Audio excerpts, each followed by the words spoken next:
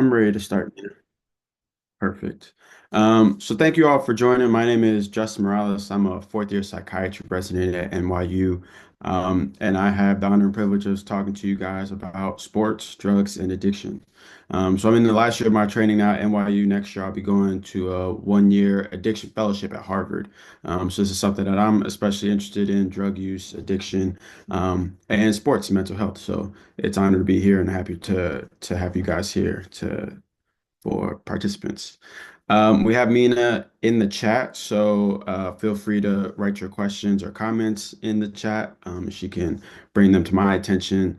Otherwise, ideally, probably be about an hour conversation or so, 45 minutes, and then, like I said, feel free to interrupt throughout the presentation, or we can set a time for questions at the end. So to start off, I have no disclosures. But I wanted to just start with just some general information about substance use. So we know that, despite the negative consequences from potential bans, financial, legal, social elements and implications, sports and the general population continues to use substances. We know from looking at athletes comparative to the general population, and that's where most of the statistics that I'll be referring from, is in the space of looking at athletes compared to the general population. So we know that their use is typically lower during the playing season than it is for the off season. But of course, there's going to be a wide variety because of the plethora of sports, the plethora of situations that athletes find them in. You know, we're talking broadly from all sports, but when you think about it in a little more nuanced way, comparing swimmers to football players to rugby players to, people that do rifling and other, gymnastics, they all have a wide breadth of skills that they're required to use their athletic prowess, and therefore they're going to be a lot of variability in their use. Classically, males will use at a higher rate than females, and that's also the same across the general population. And then you will hear me talk about lacrosse, ice hockey, swimming, and rugby because they have the highest use. And we'll see kind of at almost every iteration of the substances that talk about that they'll continue to rank highest. It's not really certain why that is. I think there can be a lot of nuance to this. One of the things that I'll be talking about is how like culture plays a role. Also the perception that players have. And then again, when you think about, rugby, ice hockey, lacrosse, these can be more physical contact sports. So that'll definitely play a role. And the last thing that I want to mention is while most of the data and the information I'll be providing is around adults, athletes, usually more collegiate athletes, we have most of the data on, as opposed to professional athletes, although there is some included. Um, it should be noted that, children and adolescents, teens are also kind of the beginning stage of where most general population individuals, but also including athletes, will get their exposures and experiences to substances. And so when we look at alcohol, cannabis, nicotine, or tobacco, you can see that there's a trend where in eighth grade, there's usually a lower percentage, somewhere between 15 to 10%, depending on the substance, and that it more than doubles, if not triples and quadruples in the case of alcohol, that their use will rise. And we know that this trend will lead to other trends in their life that may suggest that they'll have a higher use rate and more likely to develop a substance use disorder in their life. So again, most of my talk will be about adults and kind of collegiate professional athletes, but it's important to recognize that if we can start at a younger age, we can ideally curtail this, which is why I have the DARE picture there, because that was my experience when I was in around that age. So looking at overall use rates, alcohol, cannabis, tobacco, opioids, and stimulants, those will be most of the substances that I'll be discussing. I do have a smaller section at the end of this presentation looking at performance enhancement drugs, but those are the most illicit substances in athletes. Specifically, though, we're looking at the rates of binge alcohol, oral tobacco, non-prescription opioids, anabolic, androgenic steroids. They're all at higher rates than they are the general population. Most of the other modalities are typically at a lower rate when we compare them to the general population. And there's also the combination of substances, typically alcohol being paired with cannabis or alcohol being combined with tobacco, is another subset of use. So when we look at all these things, we know that there's a lot of regulations, a lot of rules, a lot of stipulations. And so on a big global scale, there's the World Anti-Doping Agency. This was founded in 1999. They have a bunch of accredited labs and extensive testing protocols that they use, and they come up with an adverse analytic findings report. And it comes up with and creates the list of substances that are classically prohibited. And then they have their own various testing modalities for these various substances across, in addition to other substances, again, the alcohol, the cannabis, tobacco, et cetera, that they're looking for. And they're the ones that create the prohibited list that most professional and, again, international Olympic level sporting organizations will follow to make sure that there is a fair and equal practice across all athletes. So a lot of the data set that we'll get is also from there as well. So looking at it from a longitudinal perspective and cross-sectional, like what are some things that we can kind of suggest that might highlight the potential for substance use in an individual? So across a person's lifetime, we're looking at sports culture, which is going to be a big thing. How much, indulgence a team will allow, the perception of how much use is on a team is going to play a factor. The temptation, the permissive attitudes, again, just the team dynamic. Do teams go out and use various drugs and substances? Is there more of a prohibitive nature in a locker room? And then individually, male sex, like I said, males generally use at a higher rate than females. And then just kind of the novelty, sensation seeking personality. When you're looking at an individual in a specific moment, some things that will kind of hint you in the suggestion that they may be more likely to use substances is their current use or gambling activities. Sexual orientation actually does play a role. And more from a social element, do they have a party lifestyle? How is their achievement oriented? Do they kind of ascribe to having to be the number one top? Or are they on the lower scale where they kind of, are okay being in the background? Um, what protective measures do they have? Do they drink and drive? Do they have other people in their life who, again, are more permissive and are willing to take them out, or are kind of more in a scrutinous position and trying to, protect them from the dangers of these substances? And where do they stand from a position standpoint? Are they the leader? Are they, more of a follower dynamic? Um, there has been associations with fraternity and sorority memberships, and then injuries. Naturally, injuries provide a very strong transition period for athletes, having to cope with injuries, having to recover from injuries. Again, these can kind of pull them in different directions. And then the last one that I want to tip into or talk about, obviously, is kind of the wide spectrum of this week, talking about mental health issues. And we know from the general population, which also obviously correlates to the athletes, is that there is a strong correlation between mental health use and substance use. It's very bi-directional. If you have a mental health issue, anxiety, depression, it could potentially lead, if not worsen, to substance use. Simultaneously, if you have a substance use disorder, it could lead, if not worsen, mental health issues. So there's a strong bi-directional correlation and association there.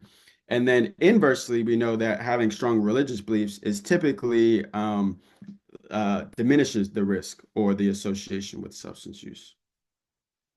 So I'm going to take some time just to go into some of these specific substances in a more explicit fashion. So looking at alcohol, I think I would imagine that everybody on this call has at least had one alcoholic beverage across their lifetime. And so classically, when we think about why people are drinking, there's the coping element, it's to increase pleasure, reduce stress. There are some small research that suggests that you can get some performance positive benefits from alcohol. It will reduce your heart rate, anxiety, tremor, confidence. This is key for, again, like riflery, archery, things like that, where you need to lower your heart rate and focus for just very brief amounts of time. I'll go into the next slide about some of the longitudinal risks, but we know that for a brief moment, when you're aiming the rifle or the bow in archery in that sense, that it just takes one moment to kind of focus. So there can actually be some performance benefits to it. And then there's the kind of more social elements, the culture, the idea of after, celebrating championships, we always get the videos of everybody in the locker room popping champagne, drinking beers. There's a camaraderie and there can be strengthening in relationships.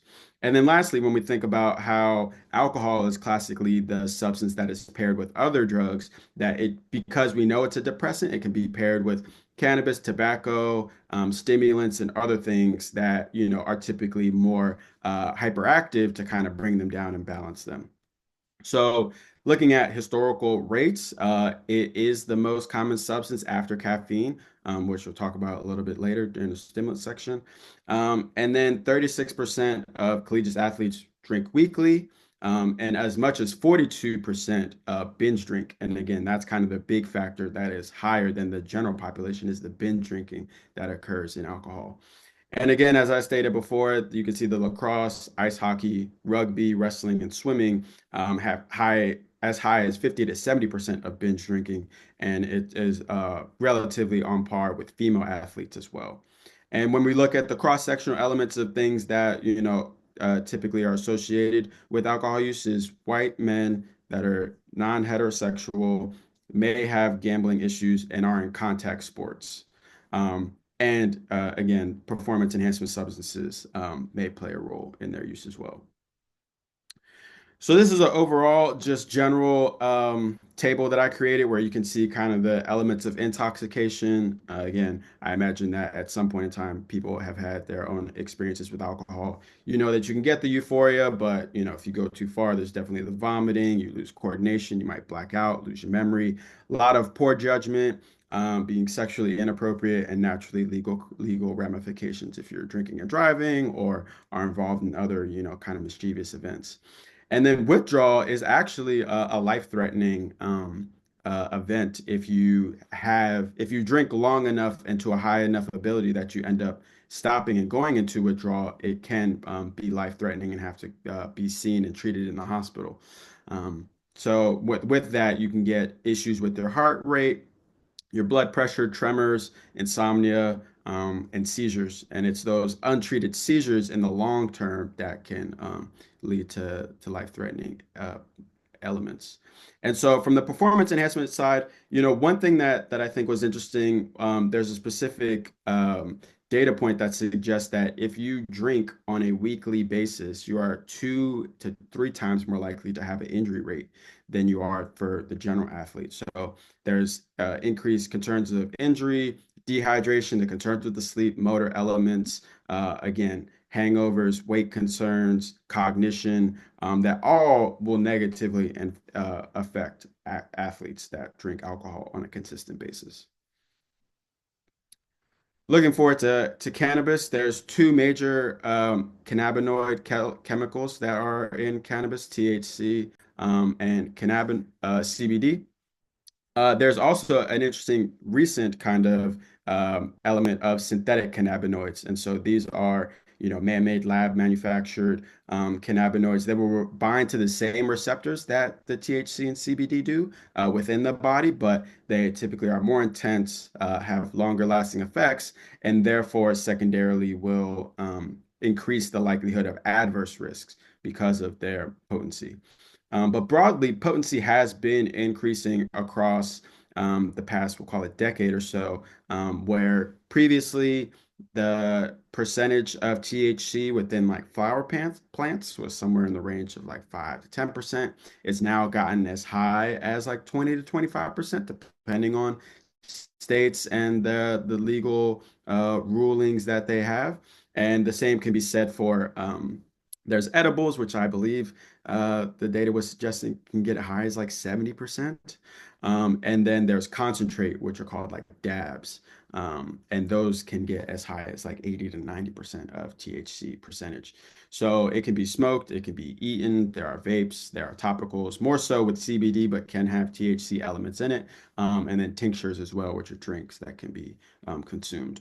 So, some of the reasons for use. I did put medical reasons, but this will always be subject, depending on, speaking with a specialist. For example, one of the things that the research would suggest, and if you talk to athletes and just kind of people across society of why they may use cannabis is for sleep, for anxiety, depression, which is kind of listed in the next session for coping. Right? You But being realize in you didn't go to psychiatry guidance, right? and I'm You realize sorry. you didn't go to guidance, right? Okay, so you're gonna get unexcused absence for that. Oh, I think somebody, can we, I think somebody was unmuted. You're If that was a question for me, though, please let me know. But looking at, there are some medical utilizations for cannabis. But like I said, when you speak to people in a colloquial sense, they may say that they use it for stress, anxiety, depression, insomnia. And this was a report that you can see from a collegiate level. 26% of college athletes are saying they use it for sleep, 22 for anxiety, depression. But working in psychiatry, we know that this can is not always a unilateral effect where it can be helpful in some people, but especially when it becomes a more chronic, more consistent concern, it can also actually worsen these things. So some of these things that are written in the medical area, are kind of up to debate, but there is some research to suggest there are medical utilizations. Additionally, outside of that, there are socializing elements similar to the idea of everybody kind of having a beer after a game or things like that. Cannabis has become more of a social drug. People get together, smoke and hang out. And then lastly, there's kind of this new perceived safety with the legalization, with the social acceptance, recognizing that baseball, NFL, and I believe the NBA now no longer actually test for cannabis is one other reason to suggest that there's more of an acceptance of it, where again we can recognize that there are some negative elements to it. So, in line with that, WADA, the World Anti-Doping Agency, also did remove CBD from its banning list, again, further kind of increasing this idea of safety. But because of that, cannabis use has continued to go up. It actually replaced tobacco and nicotine as the second most common substance. Collegiate athletes are, in a self-reported rate, there's a 25% use. We do recognize that this will vary again, depending on is it Division three, which has a higher rate than Division one, and similarly whether these individuals live in states that have it legally recognized for medical or recreational uses versus illegal. And then again, there's been an increase in synthetic cannabinoid use. You can look at the rates from 2018 to 2013. There's almost a 4% or 3% increase. And we know that there are some associations between male drinkers who utilize hookah and cannabis are more likely to use synthetic cannabinoids. And again, going back, you kind of see the same classic set of sports, the lacrosse, the ice hockey, swimming, but also bobsledding, soccer, volleyball, field hockey for women do have high use of cannabis rates.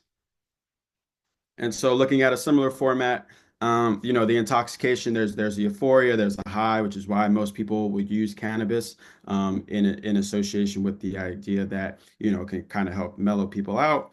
But there's also the idea, kind of called the munchies, you get the increased appetite.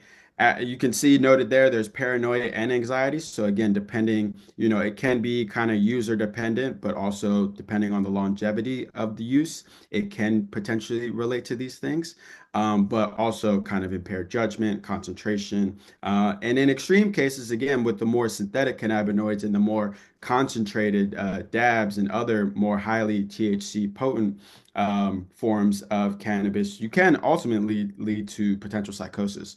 This is classically seen in younger populations, but it can happen at pretty much at any time to anyone, depending on the percentage in their use. There's no formal withdrawal period from cannabis.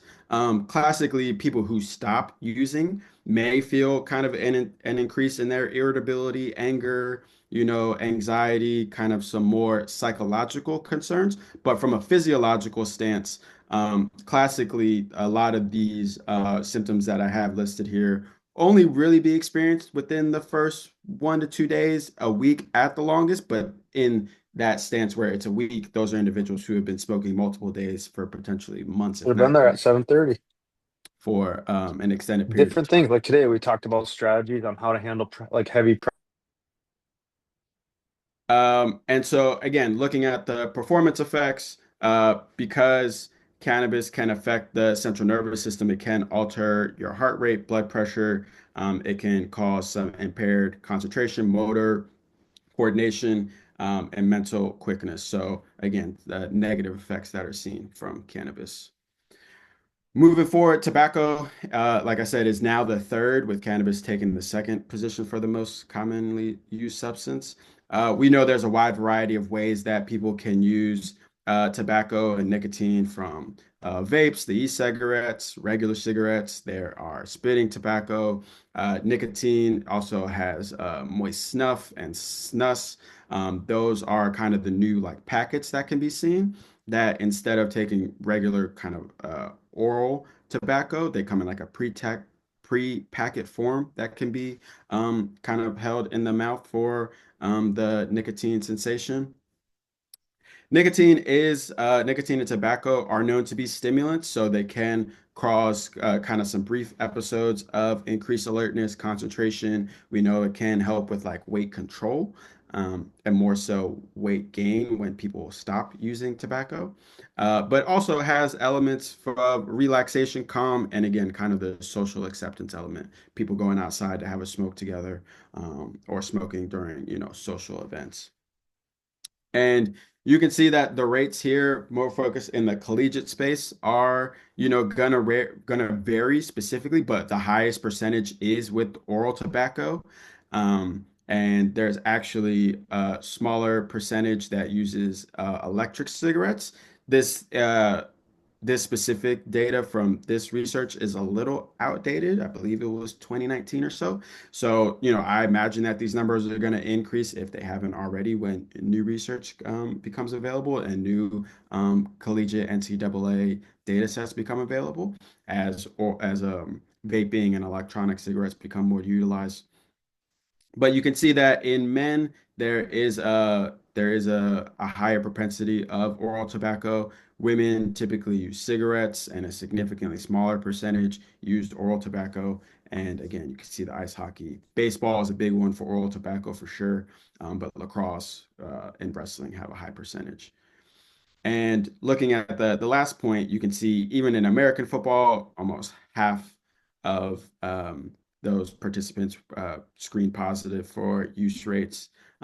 But again, broadly seen in ice hockey, wrestling, skiing, even bobsledding. So intoxication, kind of the overuse of nicotine. Classically, this isn't seen because tobacco and nicotine are usually taken in like cigarettes, so you can kind of have a more dose-related response rather than being overly exposed. But you can get the nausea, vomiting, people get headaches, loss of appetite. Again, this is stimulant, so all the elements of sweating, confusion, insomnia concerns, things that you think about when you're in a kind of more induced hyperactive state, are what you'd experience during intoxication. And so, therefore, when you think of the withdrawal, um, this is not a life-threatening withdrawal, but is known physiologically that it can cause concerns with insomnia. You get the weight gain because of increased appetite. You can have concerns with your concentration because now, your body was adjusted to having a stimulant, having an upper in your body. So having to cope with the loss of that, you kind of see where there's difficulties with concentration and things in that respect. And so when you look at the performance side, it kind of, well, you can play it on both sides. I mean, the shortness of breath, the sputum production is more of a element of the direct smoking, that and the effects of smoking on your lungs, on the oral mucosa of your body. But because it's a stimulant, it can cause the increased heart rate, blood pressure, which, can be variable. And then depending on how often or how frequent you're using, depending on how long the games are, you can have elements where you're getting anxiety or kind of some of the withdrawal effects during games, depending on the time course of use. So the next class is going to be stimulants. Stimulants has a wide range of kind of sub-elements in it. There are the legal stimulants. Again, caffeine is classified as a stimulant. Nicotine and tobacco are classified as stimulants. There are illicit stimulants. These are the cocaines, MDMAs, methamphetamines. There are medical utilities for stimulants, methylphenidate, amphetamines. That's classically like your Ritalin or your Adderall for ADHD treatments. And then there are over-the-counter forms, which we'll talk about a little bit. And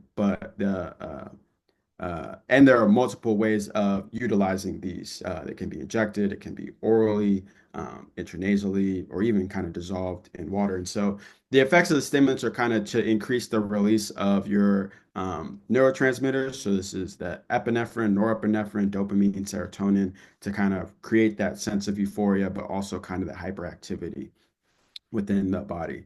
And so medically, like I said, the prescription stimulants can be used for ADHD, narcolepsy, excessive daytime sleepiness, depression less so, but can be utilized, and also for obesity or weight concerns.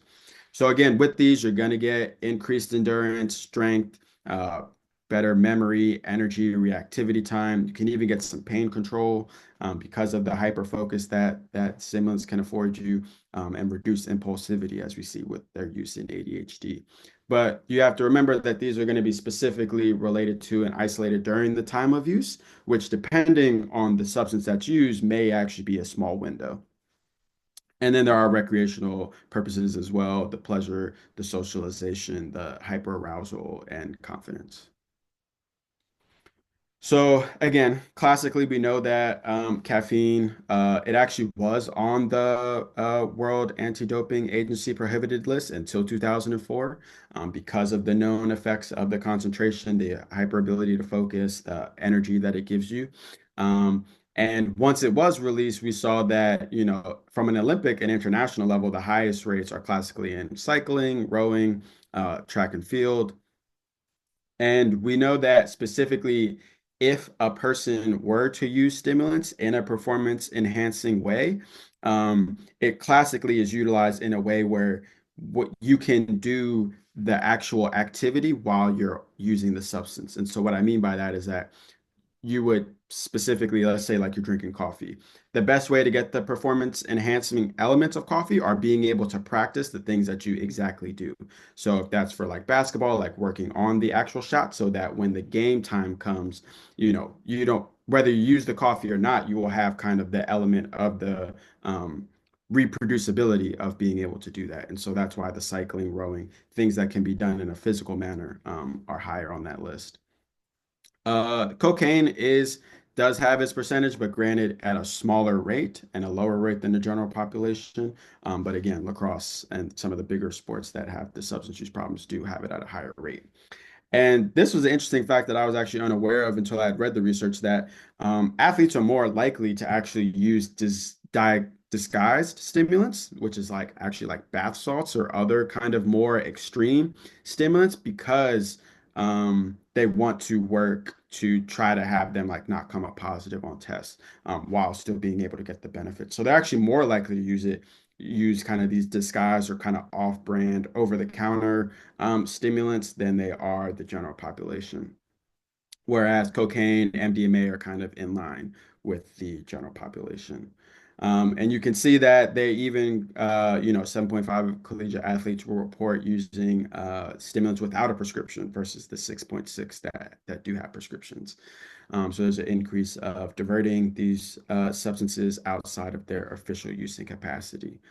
And of note, baseball is actually the only U.S. professional sport that has you have to do a TUE, a temporary use exemption. Um, so this is a formal document that the prescriber would have to fill out to say and document that somebody has a medical necessity for something that would be considered a performance enhancing substance.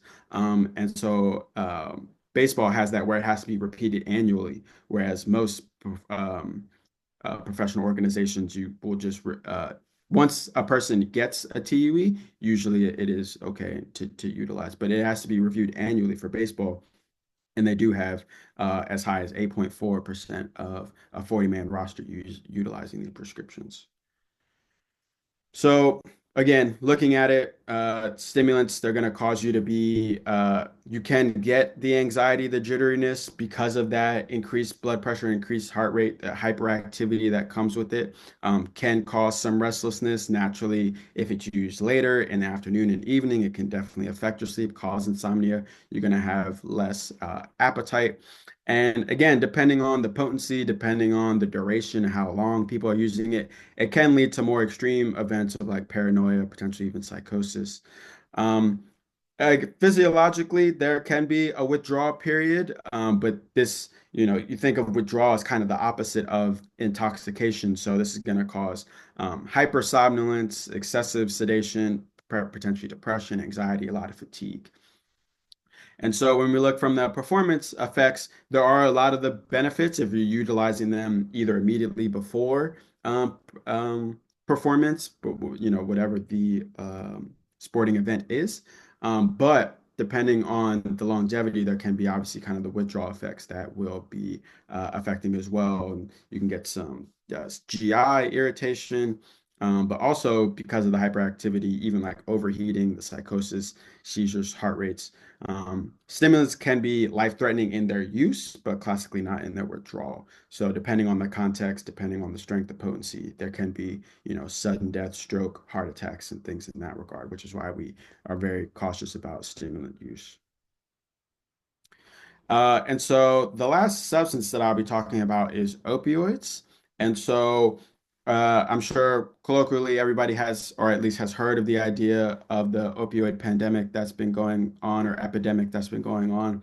And that actually is believed to, well, there's a lot of debate around it, but essentially during the 1990s, there was a period of time where pain was considered the fifth vital sign on top of like heart rate, blood pressure, respiratory rate, oxygen saturation. And so there was a time where it was believed that you had to treat somebody's pain in a very aggressive manner to be able to treat whatever underlying concerns were presenting. And so due to that, that was classically again during like the 90s or so. Then once that initiative was stopped, there were a lot of people who had been on opioids for several, potentially months, if not years, that were certainly beginning to lose their prescriptions due to the chronic use. And then that is where kind of the divergence was going on to get opioids from the streets, the heroines, the now fentanyl, and kind of other derivatives. So pain is one of the biggest elements of opioids, but in that, comes the kind of secondary effects of helping with your stress, helping with anxiety. And, it looks like a small number, 2.9% of collegiate athletes report opioid use without a prescription. We'll talk about this a little bit later when we talk about kind of the testing modalities, is that recognizing that a lot of the data that we have about use is self-reported data or drug screenings, positive results. So there's a lot of speculation that these numbers and a lot of the numbers that I have presented are actually probably under reportings because of that. But we know that, if you have injuries, both men and women, they are at a higher likelihood of using opioids, especially in collision and high injury sports like football, like wrestling, rugby, contact sports classically. Um, and even looking at those that have prescriptions, it's, above 10% of collegiate athletes have prescriptions for these substances. Again, and you can think about reflecting to kind of how the opioid epidemic started. The idea was it started with prescription medications that kind of became chronic medications, and once those chronic prescriptions were gone, led to the divergence of more illicit substances, and that's kind of the concern that is classically had around opioids. And you can see that when we look at the NFL, there was a formal study where 52% reported that they had used opioids while they were playing in the NFL. And of those 52%, 63 got them from non-medical sources. So that doesn't necessarily mean that they were using heroin and other drugs, illicit substances in that respect, but they may still have been prescribed medications, oxycodone and the like, but they were not prescribed to that person specifically. And of that 52%, 15 were still using the pain medications at the time. And even 9 years, almost 10 years to the fact, 50% of them were still using opioids at the time after having retired from the NFL. So again, just highlighting the chronicity of using pain medication, specifically opioids.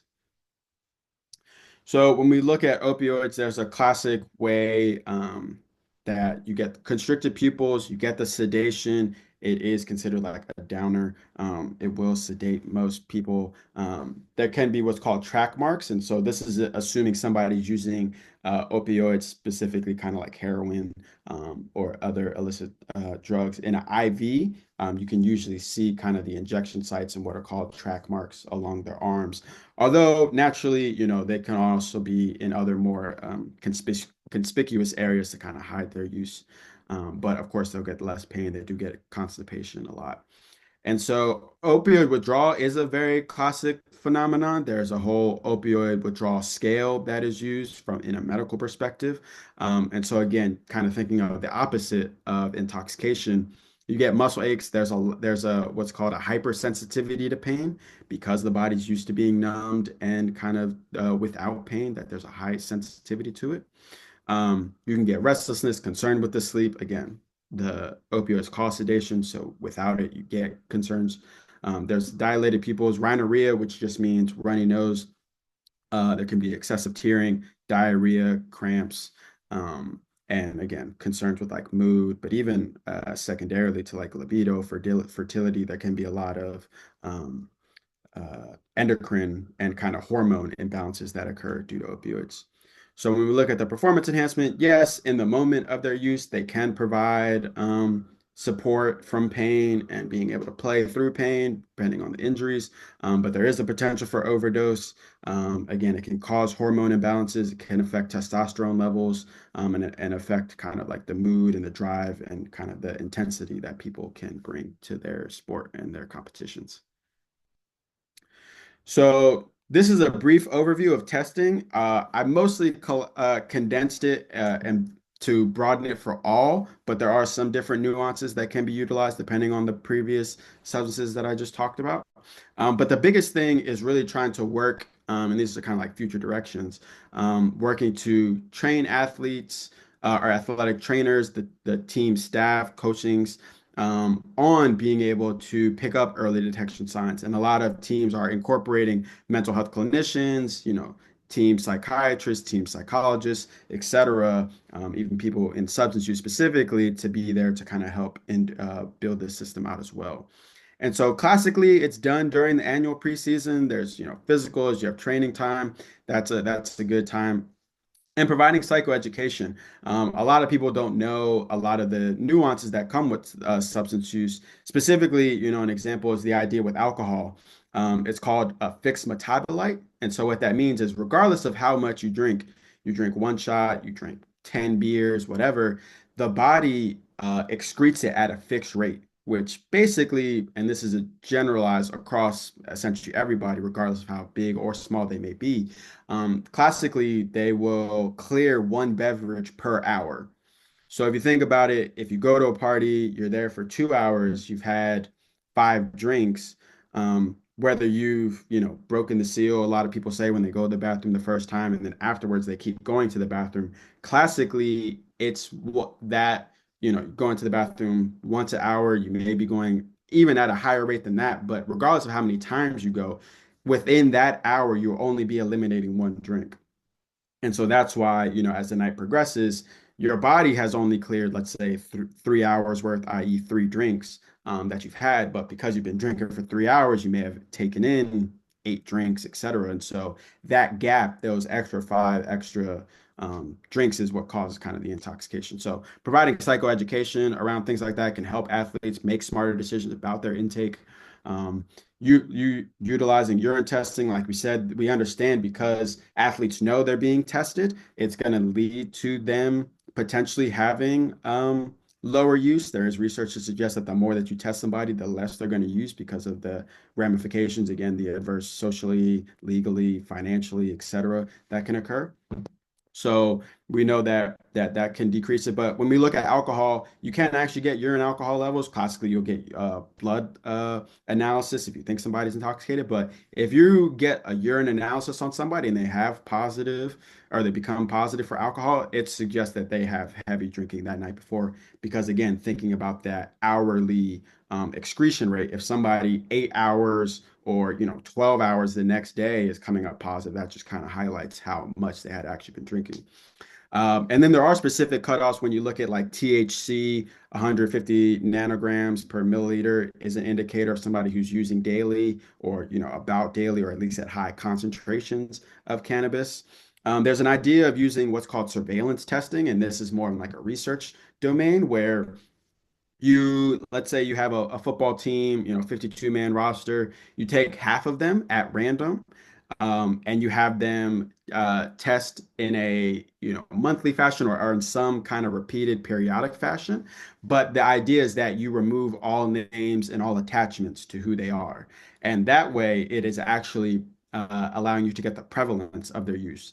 There's no kind of legal or other implications from them, but it does allow you to get a more accurate representation of who is using and how often, when you can do it in that way and you inform them that, even though they are being tested, that there are going to be no consequences related.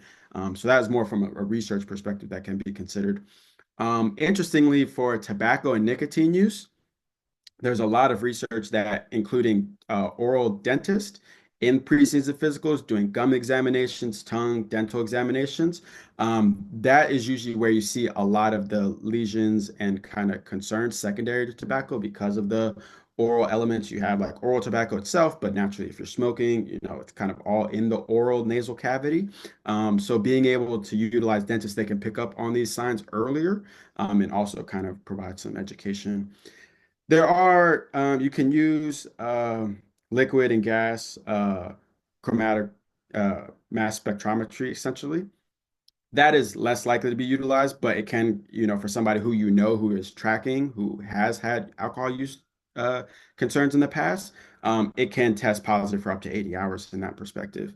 And then the last two elements are just things to consider, again, big picture athletes mental health week, that we know that there's a bidirectional connection between alcohol use and mental health concerns. So people who are testing positive for anything, regardless, alcohol, cannabis, tobacco, whatever, should be screened for mental health use.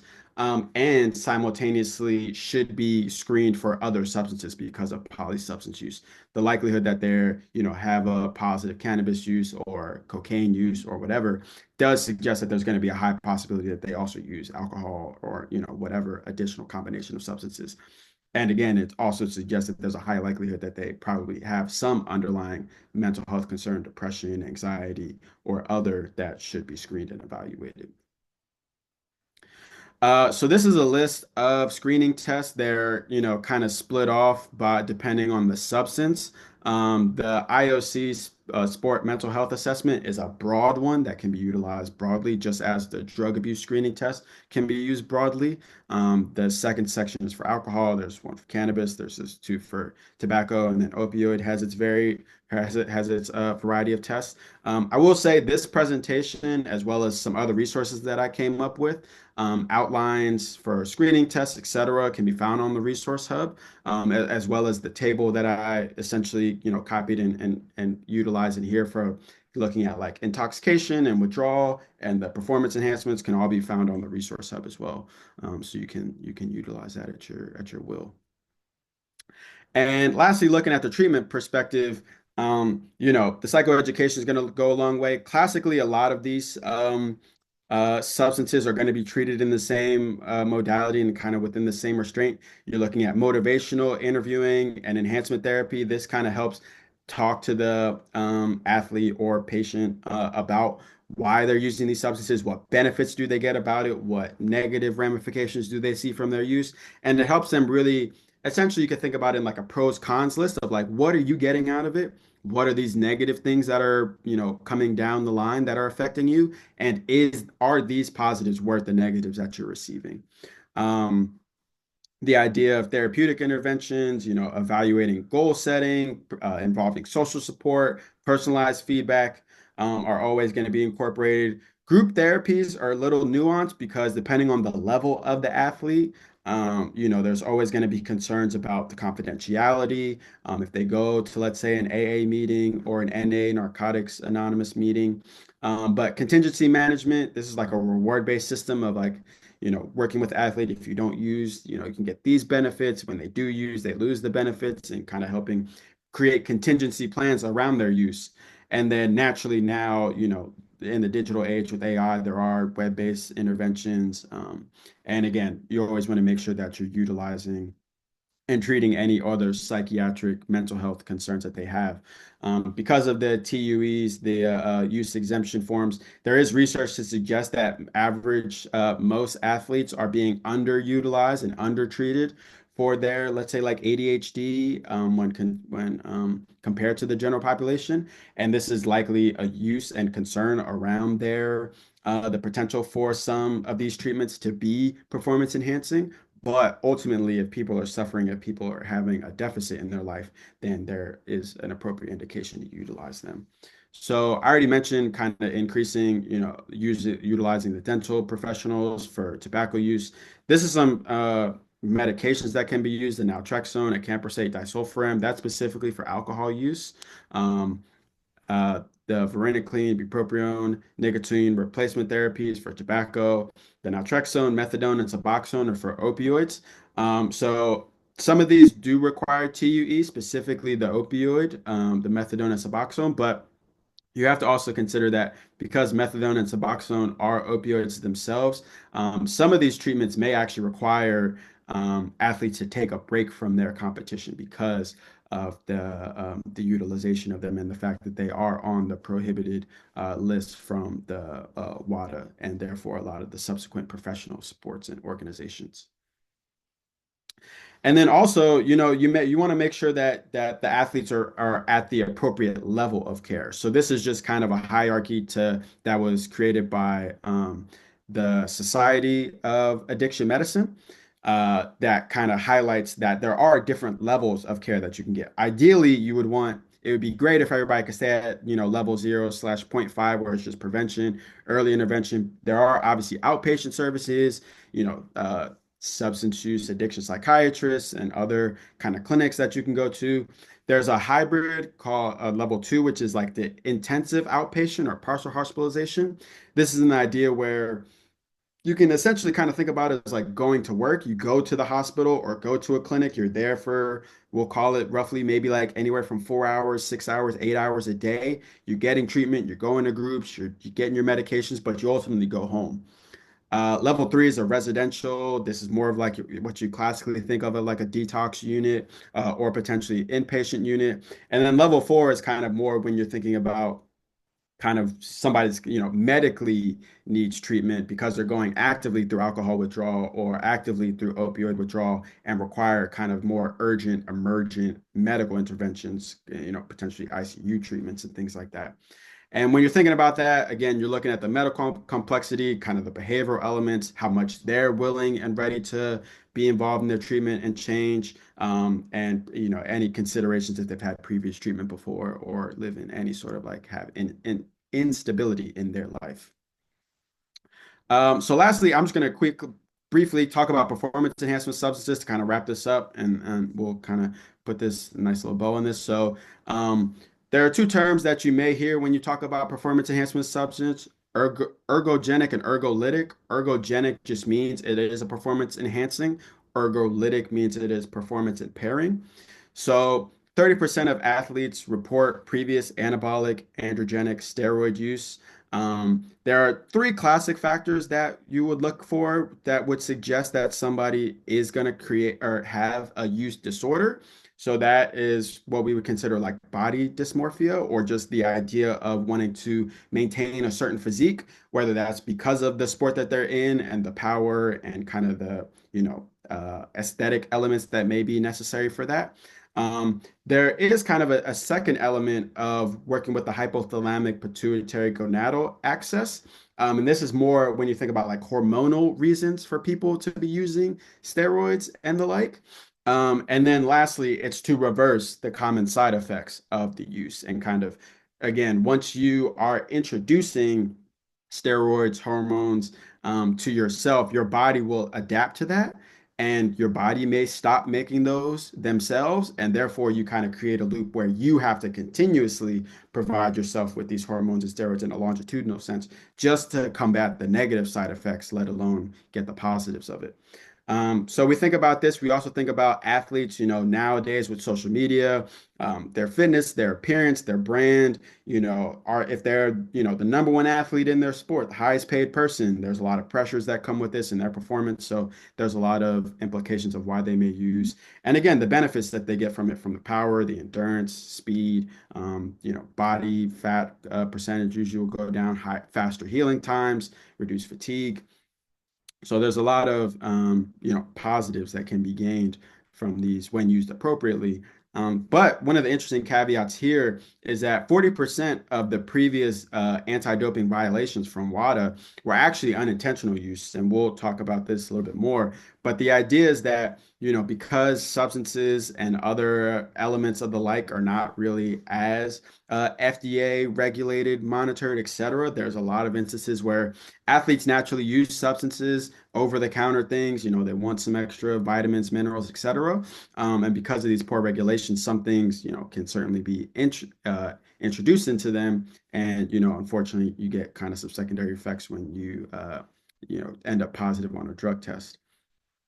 And looking at the, world championship in track and field, 86% of them report using supplements, reasons being, again, the improved recovery, health, and performance. So looking at the substances, similar to stimulants, there's such a wide range of the steroids themselves, peptide hormones, growth factors, other specific hormone modulators, and even the masking agents that can be utilized. But classically, we think about this in three ranges. There's direct doping, which is when you put the actual hormone itself, you inject testosterone directly or the specific growth hormone directly. There's indirect doping, which is when you look at the body, there's a biofeedback mechanism where certain hormones will either downstream effects increase or downstream effects decrease other hormones.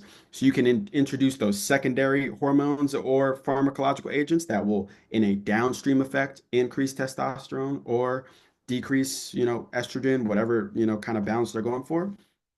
And then now, looking at like mRNAs, microRNAs, there are gene doping where you can use specific modulators that get on a DNA level to then again kind of cause the secondary cascade of increased muscle, increased protein production, and the like that can actually alter the genes to kind of secondarily get these effects. So these are some examples of them. Selective androgen receptor modulators. Again, these are specific modulators that go on and they will bind to the DNA. There's our called a transcription site, which will kind of have the secondary effects of increasing protein, increasing the secondary effects that you would normally see from androgens, i.e. testosterone. There's hypoxic inducible factors, which increase EPO, erythropoietin. That's going to cause higher blood cell proliferation, i.e., more red blood cells.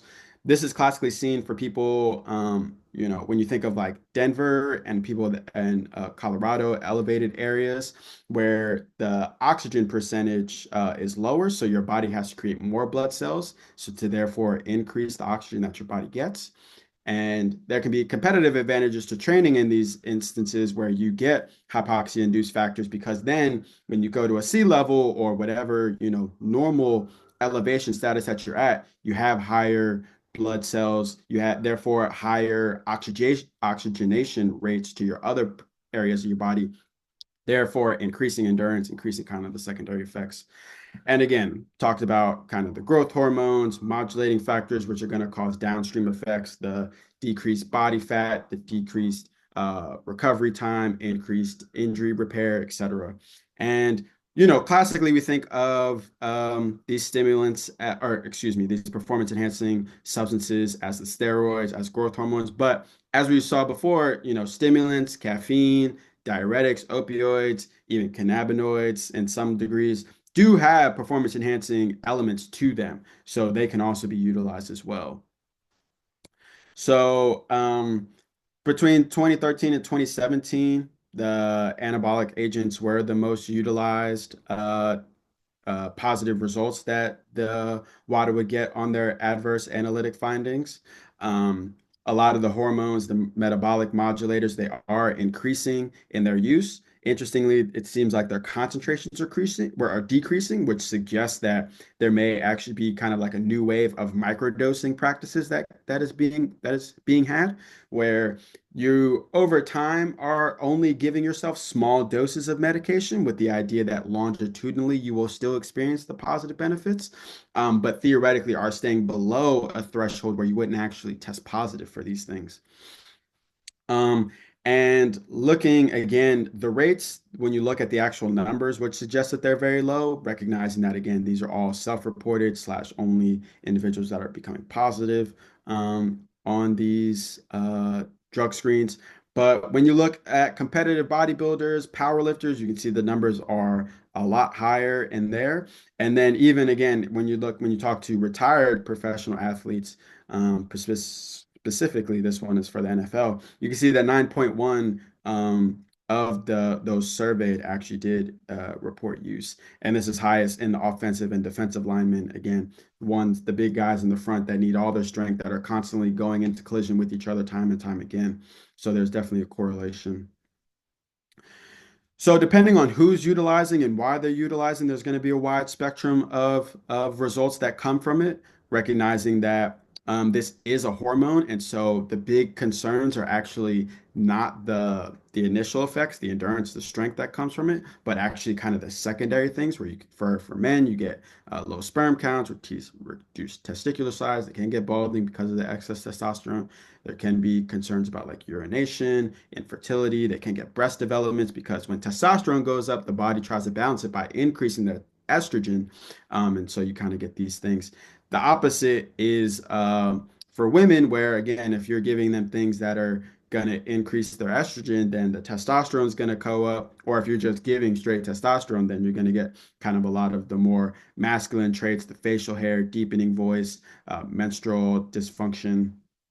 And again, because these things are hormones, they're going to play a role in things that you wouldn't expect as far as like cholesterol levels, sexual changes, behavioral changes, injury rates. And obviously, again, the withdrawal, you're going to get a lot of psychological components, concerns with the mood, weakness, fatigue.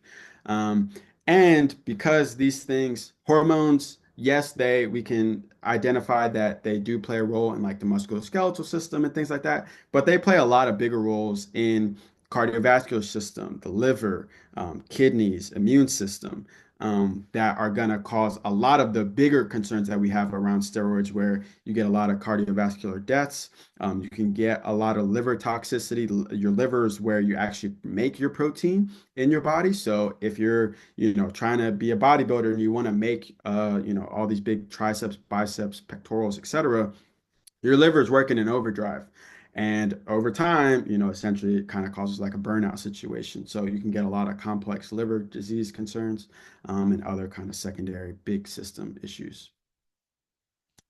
So again, when you're looking at tests, a lot of the tests are actually the same. But one of the biggest things that are interesting is the fact, well, 2 points are the fact that athletes slash anybody who would utilize these performance enhancement substances do similarly to kind of using these kind of off-brand designer stimulants, will use these off-brand designer performance enhancement substances to avoid detection, to potentially mask the effects of their testosterone and the performance enhancement substances they're getting. And because of that, there's actually an increase in this idea of wanting to get what's called an athlete biological passport, an ABP.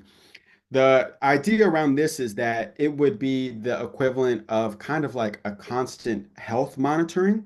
You're consistently getting blood work, you're consistently getting urine screens, potentially hair testing samples, and the like. And the idea is that we recognize for anybody, you can take anybody at any one time, get their blood screen, and there's always a range of what normal is. When you're looking at like how much hemoglobin they have or how much sodium they have in their body, etc. The idea of this is that you would do this longitudinally. There haven't been any parameters, but let's say once a month. and that every month you're getting them, and you create the athlete personalized their own parameters of what is normal for them. And therefore, down the line, instead of having to test for the substance itself, the testosterone, the growth hormone, et cetera, that maybe microdose or maybe masked by something else, you can see the increase in their liver enzymes. You can see the increase in their, again, the hemoglobin if they're using like EPO, the erythropoietin for higher blood cell counts and things like that, where you can see those deviations and secondarily kind of reverse engineer and be like, okay, his blood cell count has always been in this range. Now it's jumped up 10 points. Clearly, there's a deviation and can kind of secondarily cause these concerns. And similarly, there's an idea about using microRNAs for those that are trying to use the gene doping to look at it from a DNA and kind of molecular level. And lastly, I'll just say for treatment, there's a correlation between having people be self-efficacious and being more adaptable, that they are less likely to use doping techniques. So incorporating that in treatment is important for substance or performance enhancing. So in conclusion, we recognize, again, I recognize a lot of information, a lot of different substances that we talked about, the highs, the lows, the testing, the concerns. I think one of the, you can think about it from a more societal standpoint that I think could be really helpful is looking at the idea that 40% of these violations that are giving out are unintentional. And what I mean by that is recognizing that from a societal standpoint and from like a media standpoint, et cetera, there's always a narrative, and it's been that way for substance use, but especially when we look at athletes, that people that use drugs, that use cocaine, that use, PEDs, performance enhancement drugs, performance enhancement substances, are bad people, that they lack morals, that they, should be condemned, and, there's a punitive system in place. I definitely agree that we want to make sure that, again, with WADA's whole uh, motto is around creating fairness and equality on all standards for athletes. And I agree with that wholeheartedly. But I think the idea of creating a punitive system and a narrative that demeans and demoralizes people around their potential concerns, because recognizing that the impetus for their use can vary very drastically. It could be an untreated mental health issue that led to their use. It could be, again, the societal pressures of the fact that now they're the leader of their team because all these trades, if you're following the NBA, there's all these trades going on this past weekend, mind blowing. The Super Bowl is about to happen. Like there are legacy implications in these people's lives that come to the tone of hundreds of millions of dollars. And when you provide for your family, when you provide for all these people yourself, there's a lot of pressures involved. And so recognizing and providing psychoeducation to help people to seek the treatment that they need rather than demeaning and demoralizing them, which is ultimately just going to ostracize and isolate them and prevent them from getting the care because of these secondary ramifications. I think even just changing the narrative around it can cause widespread positivity. And naturally, again, last point being, a part of the research committee here, is that more research needs to be done. As you can see, some of the data that I had was from as far as like 2017. And most of the data that was presented was from the NCAA and the collegiate range, because even on a professional level, due to privacy and a lot of other implications, there's very limited data on it. So being able to continue to have events like this, being able to continue to have conversations like this is going to be helpful for all of us. So with that, these are the resources that I utilize. I thank you guys for your time. Definitely open to any questions that y'all might have.